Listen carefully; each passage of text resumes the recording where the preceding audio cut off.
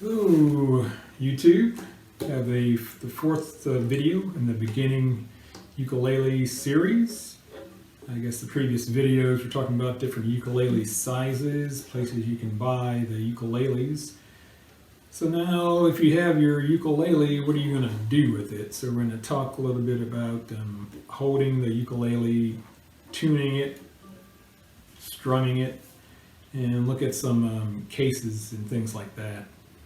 So say you have your ukulele, it's come to you in the case. You need to make sure the first thing, I guess it's in tune. So a lot of ukuleles you buy now can have the packages where it comes with a ukulele and a case and a tuner, but maybe just buy it separately. So this is a clip-on tuner, which is pretty much what everybody uses these days. You can tune your ukulele with other people around you, and tuner's not going to get affected. So these come in all different types and prices. I guess this is one I really like that a friend had bought. It's kind of expensive, but it's made of metal and it seems pretty accurate. So you want to clip it on the headstock, and it'll come on. And so as you pluck the string, so make sure you can kind of see that, it'll read out. So I'm plucking the top G string. Maybe a little better for you to see. So I'll just mess up the tuning. So it's low. So you want to, the red bar will show. So you just want to turn it till it starts going up. See, I can't see where it's at now. Up. Where now the red bar becomes solid green line across. So you do that for each string. This is C. This is a little low as well. Tune that up until it comes up. And sometimes it may waver a little bit. E. And the bottom, the A string. So this is, and after a while, you hear that. You can kind of tell if it's fairly in tune or not. So this is in tune. So you got your ukulele in tune. Now let's talk about how you're going to hold it and strum it. So I remember when I first started playing, it was kind of a hassle because it's not comfortable figuring out how to best hold the ukulele. So probably you'll start off, have the ukulele, put your arm and grab the bottom here and just hold this part of the ukulele, press it in with your arm. But the problem is the head's probably going to want to fall down. So what I guess I find, you don't want to hold it in this crook of your hand. I think holding it about here on your index finger, you can see that works pretty well, because then you just keep it propped up and your fingers can still curl around to fret the chords, because if it's too far down in here, you can't really do that. So it's going to have to be, I think, like this, and you can still keep pressure with this hand to keep it from dropping, but you can just hold it like this. So I'm going to make a G chord. We'll talk about chords later. And what I was taught how to strum from the beginning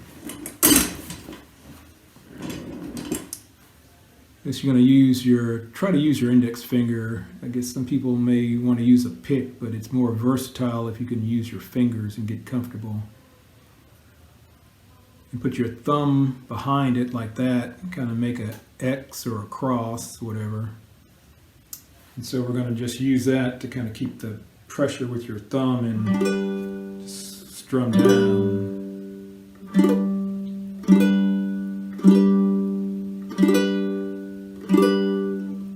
C chord, back to G, and D. So once you start playing, you're not really strumming vertically down like this. It's more at an angle. I don't know, maybe it's like 30 degrees or so. see that. But just take practice. So eventually, I didn't have to keep my thumb behind this finger. Just strum down without the thumb. And then even now, sometimes I'll strum with these two fingers. Get a little more volume with the two fingers in the one. Of course, you can always just start off using your thumb to strum down. It's probably the easiest thing to do when you're starting to play. In my opinion, the main things you should work on are learning how to make the chord shapes and change from one chord to another quickly enough so you can play a song and play the song up to speed. So you can still strum like this to practice the chord changes. But then this, using your index finger, just gives you a little more variety. You can do the same thing with your thumb, but it's just not quite the same.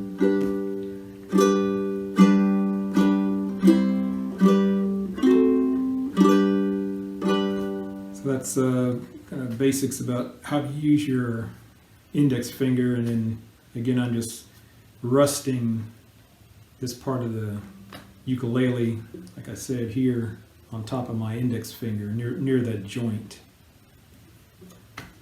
Just rest this against you and strum down, make the chords like this. Of course, it's also, you can rest this crook part on your left knee or your left thigh, but the head of the ukulele is still going to want to drop. So you're going to have to hold this up, but it keeps your right hand free.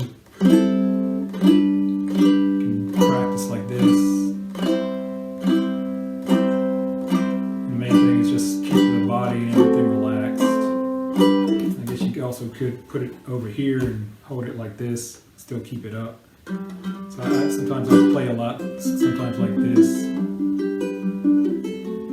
But it's all kind of the same. I'm holding it the same way, with the left hand supporting this part of the neck. And so if that's still a problem, I remember when I first started, it's uncomfortable at first, but just like anything, the more you do it, the more comfortable, so you can get a strap. But for the strap, you're going to have something to attach the strap. So some ukes come with this end pin, they call it. I have a pickup in it on this end, and a lot of times they don't have one on this end, so you may have to get one put in. Or if you're brave enough, do it yourself. I remember first time, you're kind of scared drilling into your ukulele, but after a while, it's not a big deal. So you're going to need two. Then you can buy a strap from an online ukulele store. I think I got this at a local music store. So if you put this on, and the strap tension will keep this part of the ukulele from dropping, so it relieves you having to really do much with your left hand to hold it up, so it just makes it easier to start learning. So that's another option you can do. Again, you want to make that shape until you get comfortable with your, just not having to press your thumb in the back of your index finger to strum.